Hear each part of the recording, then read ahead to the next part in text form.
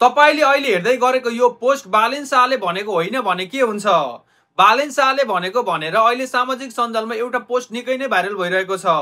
अरु कुरा त्यस्तै हो, झापामा केपी ओलीले जित्यो भने झापालाई नेपालको नक्साबाट हटाउनु पर्छ। एउटा जिल्लाका मतदाताले गलत मत प्रयोग गर्दा सारा नेपालीले दुःख पाएका छन्।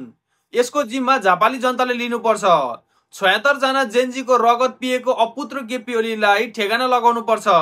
रवि दाई, यो यात्रा एकल सफलताका लागि होइन, देशलाई सक्षम बनाउने सपना बोकेर रोजेको बाटो हो।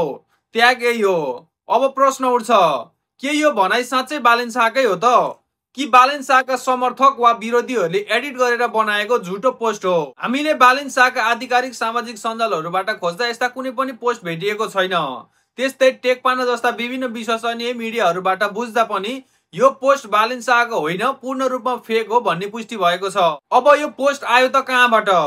साथीहरू, यो पोस्ट पहिलो पटक जापानमा बस्दै आएका उज्जवल थापक नामक व्यक्तिको टिकटक आइडीबाट फैलिएको देखिन्छ। पछिल्ला 2-4 दिनदेखि यस्ता प्रकारका आलोचनात्मक भिडियोहरू अन्य धेरै टिकटक प्रयोगकर्ताहरूबाट पनि आइरहेको छ।